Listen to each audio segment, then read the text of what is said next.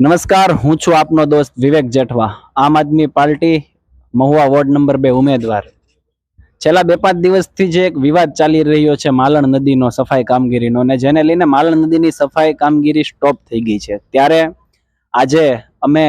મામલતદાર સબ division magistrate અધિકારી શ્રીને આવેદનપત્ર આપીને લેખિતમાં રજૂઆત કરેલી છે કે જે કોઈ પણ વિવાદ છે તે ત્વરિતપણે પૂર્ણ થાય અને જે માલણની કામગીરીઓ છે સફાઈ કામગીરી તે તત્કાલીન ધોરણે ચાલુ કરવામાં આવે. કેમ કે જો આ કામગીરીમાં વિલંબ થશે અને કામગીરી દરમિયાન ચોમાસું સત્ર બેસશે અને વરસાદ અથવા પૂર જેવી સ્થિતિઓ આવે તો કચરાયુક્ત પાણી જે કોઈ આવે તે છેવાડાના જે ઝૂંપડપટ્ટી વિસ્તારના રહેતા લોકો છે તેના ઘરની અંદર જવાની આશંકાઓ ઊભી થતી હોય એવા સંજોગોની અંદર સુજલામ સુફલામ જળ સંચય યોજના અંતર્ગત જે કાંઈ સફાઈ કામગીરીઓ ચાલી રહી છે કે નદીનું ખોદાણ કામગીરીઓ ચાલી રહી છે તે વિલંબ ન થાય ને ત્વરિત રીતના કામગીરીઓ શરૂ કરવામાં આવે.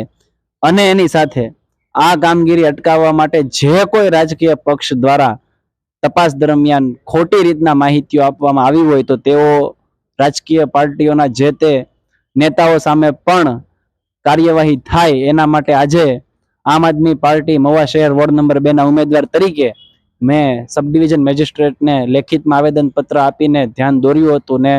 સબ ડિવિઝન મેજિસ્ટ્રેટ સાહેબ દ્વારા પણ કહેવામાં આવ્યું છે કે આવનારા સોમવારથી મંગળવાર સુધીમાં કામગીરીઓ જોઈ અને કામગીરી જે સુજલામ સુફલામ જળ સંચય યોજના અંતર્ગત જે કામગીરી સ્ટોપ થઈ છે તેને વિલંબ નહીં કરશું અને તત્કાલીન ધોરણે શરૂ કરવાની ખાતરી પણ સબ ડિવિઝન મેજિસ્ટ્રેટ અધિકારી શ્રી દ્વારા કરવામાં આવી છે. અને જે કોઈ રાજકીય પક્ષ દ્વારા કામગીરીમાં વિલંબ કરાવવામાં આવી રહ્યો છે અથવા ખોટી માહિતીઓ ફેલાવવામાં આવી રહી છે તેઓ સામે પણ સરકારના નેતૃત્વને ધારાધોરણ મુજબ જે કાર્યવાહી કરવી પડશે તે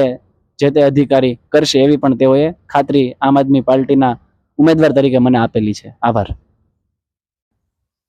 નમસ્કાર, હું છું આપનો દોસ્ત વિવેક જેઠવા, આમ આદમી પાર્ટી મહુવા વોર્ડ નંબર 2 ઉમેદવાર.